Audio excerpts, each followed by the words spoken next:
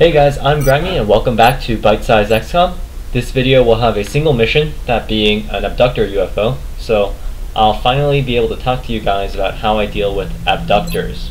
It's not going to be a particularly long video, just because it's a single mission, and let's just say some shit happens in the mission that I wasn't quite ready to deal with at that exact moment in time. So the topic of this video is how to deal with really terrible situations and a little bit on how to reflect and improve your gameplay based on any mistakes that you made and put you in that terrible situation. Now you guys probably noticed that Exalt finally decided to mess with us this month. The Exalt mission is not going to be in this particular video, but I do want to mention that I favor sending squaddies as covert operatives, because the difference between a squaddie and a high-ranking covert operative is pretty low, and it's a good opportunity to get your squaddies promoted to corporal and sergeant rank. So that's why I always send low-ranking soldiers as covert operatives on night missions. We're certainly keeping the boys down in the foundry busy. So next up is the interception of the UFO itself. I've placed a pretty high priority on heavy lasers research, because it gets me weapons for both my heavies, my mechs, as well as my interceptors. So it's extremely good value for a single, fairly quick research project. Laser cannons do have 10% less accuracy than Phoenix cannons. They do the same amount of damage and fire just as quickly, so they're actually not as good as Phoenix cannons for downing small and medium UFOs. Not that it really matters, but it has higher armor penetration, so it's good against UFOs like abductors and supply barges. As always, dodge module is extremely important.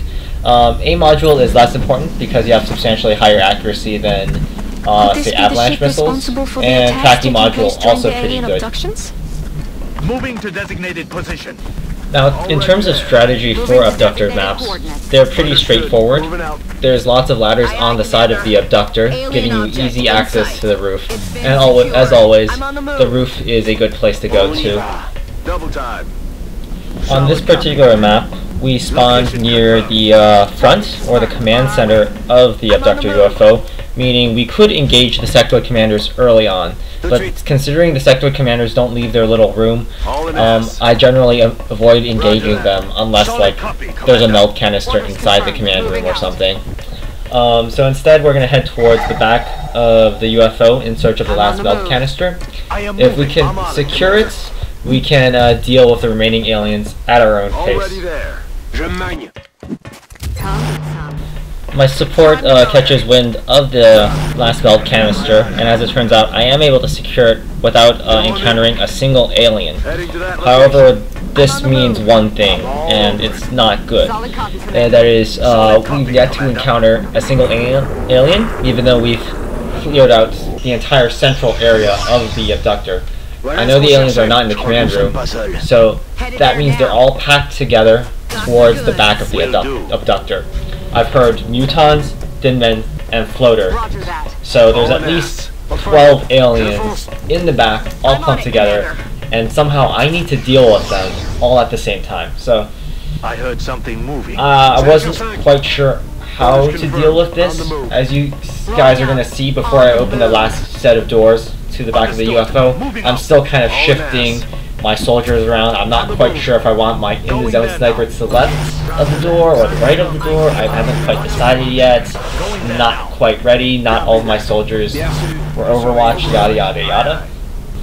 But as things go in this video, before I'm able to get into my comfort zone in front of these two doors, a pod of thin men actually stumbles through, revealing themselves as well as another floating pod of floaters.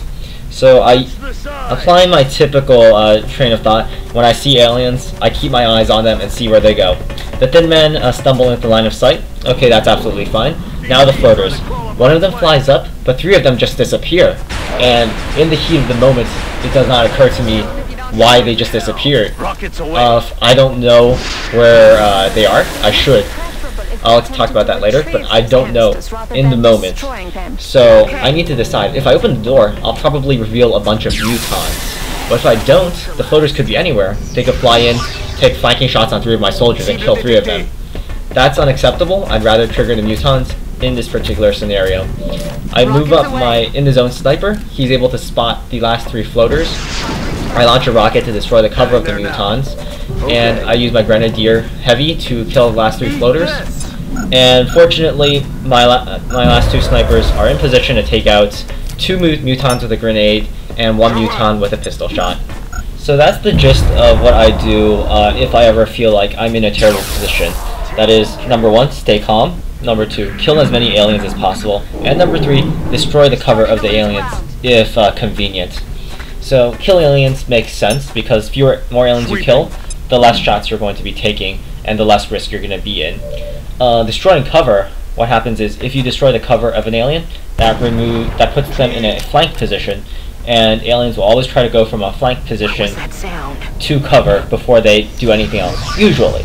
So by destroying their cover, I deny them one of their action points, which is pretty crucial if you want to survive. So in this particular case, what happened was the floaters didn't just disappear. What happened was 3 of them overwatched simultaneously. So they didn't move, which is why they disappeared into the fog of war immediately without showing me where they went, because they didn't go anywhere. So in this case, I didn't actually need to trigger the mutons. The correct play would have been to know that the floaters went into Overwatch and toss a grenade to kill them off without triggering any more aliens. But yeah, I didn't handle the abductor mission as perfectly as I should have. But on the plus side, I got a decent opportunity to show you guys how I handle situations when shit hits the fan and I'm not quite sure what's going on. So, I hope you guys liked the video. Thank you for watching, and I'll see you guys in the next one. Laboratory online. Laboratory online. Power generator completed.